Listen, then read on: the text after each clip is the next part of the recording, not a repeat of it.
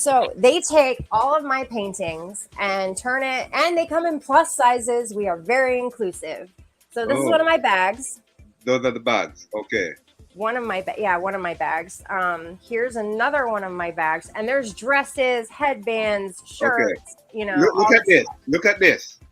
Yes. That's one, that's one of your bags. All right, cool. I got some stuff here, Elizabeth. I got some stuff, and this is the mask. Yep. And this is a placemat. Oh, okay, cool, cool. I mean, Yeah. there's, I mean, and I'm super weird. So one day I'll be like painting flowers and butterflies, and then the next day I'll be like super goth and dark femme. So I mean, there's really something for everybody on here. I mean, yeah, here's one of my more gothic pieces. This is a pillow sham, and Cool. we got little bags. I mean, we've got something for everybody. I mean, this is a All right, shawl. right. And Yeah, I managed to get it in a couple stores up in Maine. I'm working on getting it like in some mainstream retail. But for those of you out there who are like me and have struggled in life, there's something called vocational rehab, and it's in all 50 states. And they help people with disabilities or addictions or people who have struggled in life, get their, they helped me write a business plan. They taught me how to uh, apply for a business grant. I ended up getting a $10,000 business grant, and I'm like, oh my god, I've never gotten this much money legally before. right. Wow, they look so good though, Elizabeth. I was looking at them on your website, and my audience will see in the description where the website that they can actually go and see more. There are stores in Maine that they can get it, as well as which other state. Have you gone across states with them?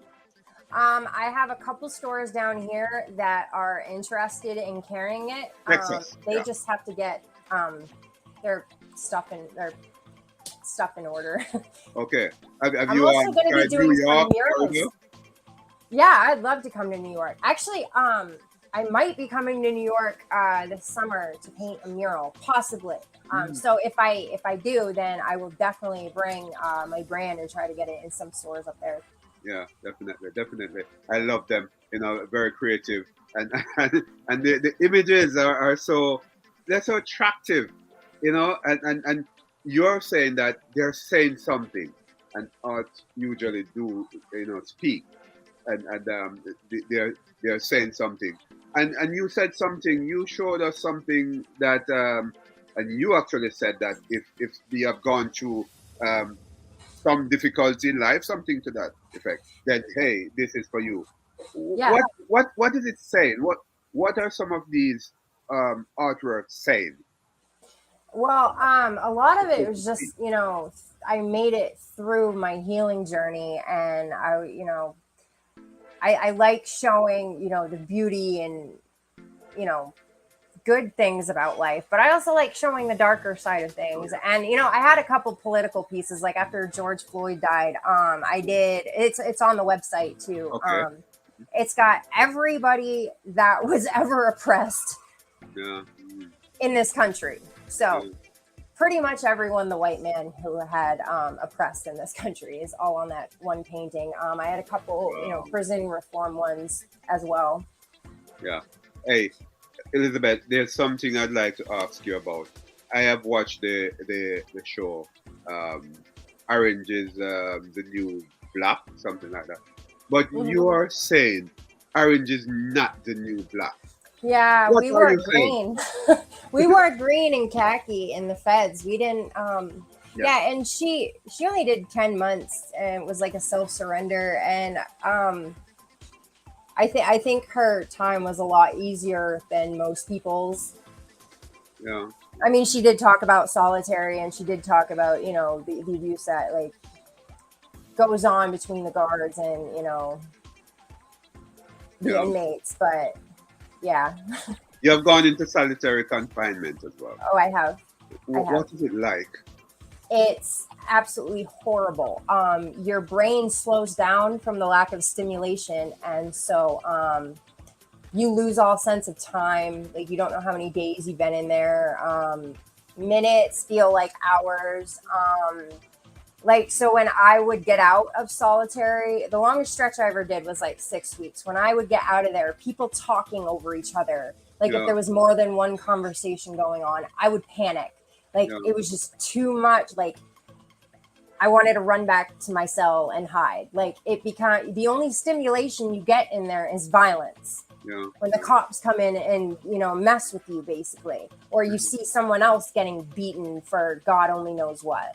And yeah, your brain literally shuts down from the lack of stimulation. Like, when I got out of prison, being in the car, we were going 45 miles an hour, and I was about to like cuss this lady out for speeding, and like it felt like we were going like 1,000 miles an hour. Like, I was panicking. And then I look over and I'm like, wow, I'm being so rational about this. Like, I hadn't been in a car for a year. And, you know, it really rewires your brain. I mean, like, even just opening a door and going out, like, after being in county, like, you have it ingrained in your head that if you open that door, a SWAT team is going to come for you and they are going to use extreme violence on you. Yeah. So it becomes this like instinct, like, don't do that. And one of the other dumb things I always did when I got out, I would leave the water running, and I'd drive my mother nuts because, you know, in prison, you push a button, it runs for a minute, and then you push the button again if you need more water. But when you get so used to that, when you get out, you're just like, you turn the faucet on and you just walk away because it's like ingrained in your head that it's going to go off by itself. Right. It's like little things like that. What's your bipolar experience like? I'm actually not bipolar. Finally, the bipolar diagnosis I have is very misogynistic. The guy literally said that the only two relationships I had at the time were those abusive relationships where the guy almost killed me. And he basically said I got bored and would just like leave. Like, not that I finally stood up for myself or anything like that. And I've never stayed manic for a week. You know, to be bipolar 2, you have to be awake for a week straight. That I've never done that. You know, I would stay awake for, 18, 24 hours, not be able to sleep. And then I would crash. And, I had more narcolepsy symptoms than I do bipolar symptoms. And so finally, I had a therapist listen to me because and the other thing was no medication ever worked on me. With bipolar, medication is usually a fix. Yeah. No medication ever worked on me. It always put me in psychosis or made me, suicidal or something awful. And these doctors just would not listen to me. And they kept trying to force meds on me. And finally, I freaked out on all of them. Like, I'm not taking your meds. Yeah. You're not around when I go into psychosis. You're not there to help me. In fact, you don't even pick up the phone. So why would I listen to you? Because it's going to be me that goes to jail, when the wrong thing happens. Right. And so, I finally got a therapist that listened to me. She goes, you might be high functioning autistic because I have all these sensory issues too, like certain textures. I can't eat certain foods because the texture grosses me out. Yeah. And so it was all these things that, were missed and not taken seriously. And that's a problem with, mental health. It's very